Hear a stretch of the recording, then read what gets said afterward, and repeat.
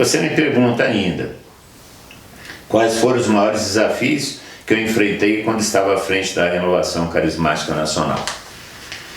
Olha, Felipe, falar dos desafios é complicado, porque o primeiro grande desafio é o tamanho do Brasil.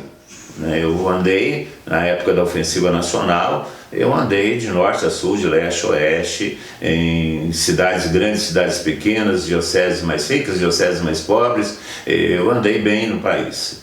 E para implementar aquela visão da renovação carismática, a visão de crescimento, de organização, de ajuntamento, das diversas expressões, a busca da comunhão, da unidade, porque a Ofensiva Nacional, que foi um planejamento estratégico, podemos dizer assim, foi um momento da renovação carismática, foi o período em que a renovação se institucionalizou, ou seja, se organizou dentro da igreja. A Ofensiva Nacional ela nasceu exatamente com essa preocupação. Eu me lembro de uma conversa com o Dom Luciano Mendes, que na época era presidente da CNBB, e me perguntava, eu era o responsável pelo escritório nacional, ou pela comissão de serviço, ele me perguntava o que era a renovação dentro da igreja, se nós éramos uma pastoral, se nós éramos o quê. E eu falei, nós somos um movimento de renovação na igreja. Eu falei, então vocês têm que se organizar com um movimento. E a partir dessa proposta, dessa provocação, esse questionamento do Dom Luciano, nós nos reunimos em Brasília. O Padre Eduardo era o assessor da renovação carismática naquela época, era o grande líder da renovação. Nos reunimos em Brasília e aí começamos a pensar sobre como fazer com que a renovação carismática se organizasse. O Erni, que era da Comissão Nacional também, teve a ideia de elaborar um planejamento estratégico para isso.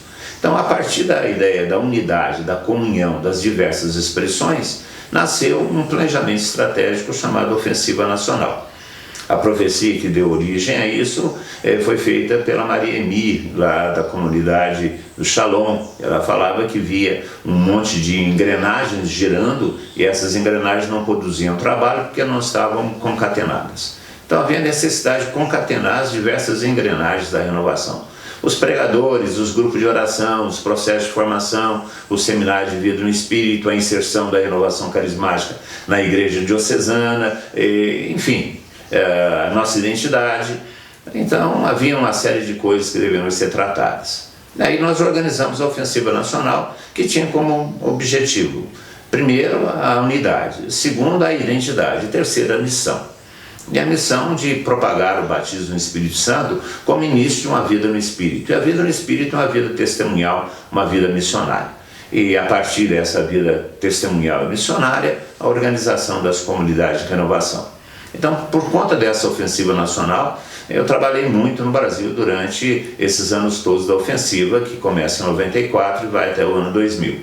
E os desafios que eu enfrentei nessa época foram muitos. Primeiro, por causa da extensão do país, como eu dizia, as dificuldades de deslocamento, as dificuldades de comunicação.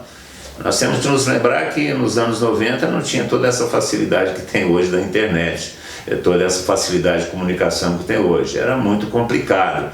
O fax foi uma grande novidade naquela época. E a segunda dificuldade é a mentalidade, a maneira com que as pessoas pensavam a renovação carismática, como as pessoas pensavam a respeito da própria igreja, a renovação carismática. Então havia uma certa dificuldade quanto à mentalidade, quanto à identificação da própria renovação.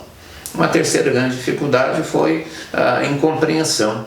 Muitas vezes a incompreensão vinda da própria igreja, do próprio clero da igreja, que muitas vezes não compreendia bem isso que estava acontecendo conosco. E é natural, porque nós vivemos um país com grandes carências sociais, com pobreza, dificuldades e muitas outras coisas. E aparentemente a renovação carismática que surge no Brasil nos anos 70 parecia ser alguma coisa alienada, alguma coisa que provocava o desengajamento do cristão na luta social. Então havia também um certo preconceito em relação à renovação carismática por parte de setores da igreja, clero e mesmo os leigos. Então essa também foi uma dificuldade bastante grande que nós enfrentamos.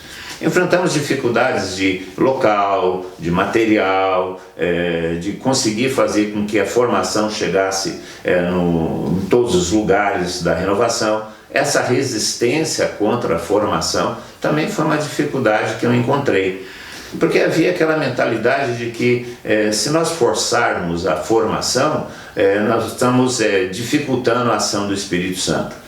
Querendo dizer que a formação era alguma coisa que fosse contrária à própria unção do Espírito Santo. E não é bem isso. Nós sabemos que a formação é necessária para configurar a nossa fé, para dar sustento à nossa fé. E, aliás, se nós lermos os Atos dos Apóstolos, nós vamos ver que a primeira coisa que os apóstolos, ou que a comunidade primitiva era perseverante na formação, na doutrina dos apóstolos. E de formação você entende bem, Felipe.